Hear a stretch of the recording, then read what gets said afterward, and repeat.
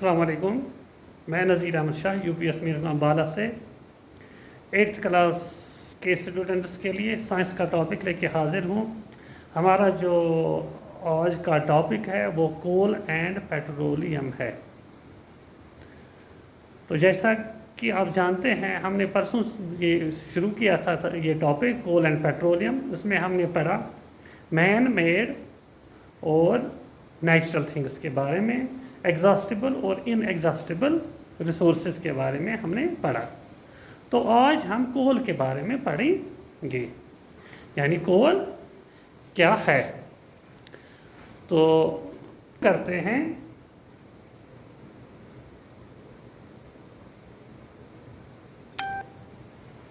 तो शुरू करते हैं। कोल क्या है, पहले इसका देखेंगे हम फिजिकल स्ट्रक्चर क्या है इसका जो फिजिकल स्ट्रक्चर है वो है, या फिजिकल प्रॉपर्टी के बारे में पढ़ेंगे। तो ये जो कोल है ये हार्ड होता है, बिल्कुल हार्ड होता है। ऐसा हार्ड होता है जैसे स्टोन्स होते हैं, वैसे ही ये भी हार्ड होता है। और इसका कलर जो है वो ब्लैक होता है, इसका कलर ब्लैक होता है। तो अर्लियर टाइम में इनका क्या यूज़ करते थे, इसका क्या यूज़ करते थे कोल का, यानी पुराने ज़माने में इससे क्या काम, ये किस काम में लाते थे। तो अर्लियर टाइम्स में जो रेलवे इंजन्स होते थे इनमें इनका इस्तेमाल होता था। जो स्टीम इंजन स्टीम ये करते थे, पैदा करते थे रेलवेज में, वहाँ पे इसका इस्तेमाल किया जाता था। उसके अलावा जो थर्मल पावर प्लांट्स होते थे तो उसमें भी कोल का इस्तेमाल किया जाता था ताकि इलेक्ट्रिसिटी पैदा की जाए, इलेक्ट्रिसिटी प्रोड्यूस की जाए। तो उसके बाद हम पढ़ेंगे इस कोल की स्टोरी, ये कोल कैसे बने। कहते हैं मिलियंस ईयर्स बिफोर, यानी लाखों साल पहले जो डेंस फॉरेस्ट्स थे लो लाइंग एरियाज में या वेटलैंड्स में, जो फॉरेस्ट्स थे, ग्रीन फॉरेस्ट्स थे, उनमें क्या हुआ ड्यू टू नेचुरल प्रोसेस। आपको पता है नेचुरल प्रोसेस में क्या क्या होता है, जैसे फ्लड्स आते हैं या अर्थक्वेक होता है। तो इनकी वजह से, इस नेचुरल प्रोसेस की वजह से ये जो फॉरेस्ट्स थे, ये डेंस फॉरेस्ट्स थे वेटलैंड्स में, ये बरीड हो गए, यानी दफन हो गए, इससे फ्लड से दफन हो गए ज़मीन में या सॉइल में।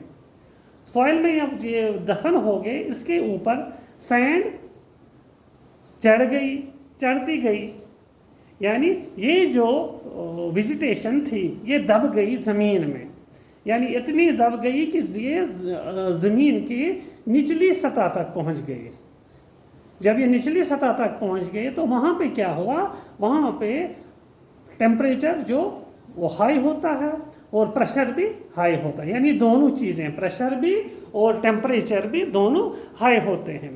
तो उसकी वजह से, यानी हाई टेम्परेचर और हाई प्रेशर की वजह से ये जो वेजिटेशन थी, ये जो फॉरेस्ट, ये ग्रीन फॉरेस्ट जो थे, जो दब चुके थे, इसमें इनको क्या हो गया, ये कन्वर्ट होते गए, आस्ता आस्ता से ये कन्वर्ट होते गए। किस में कन्वर्ट होते गए, कोल में कन्वर्ट हो गए। तो ये जो स्लो प्रोसेस है जिसकी वजह से ये जो वेजिटेशन तब्दील हो गई, किस में कन्वर्ट हो गई, किस में, कोल में, इसको हम कार्बनाइजेशन भी कहते हैं, इसको हम कार्बनाइजेशन भी कहते हैं। और ये जो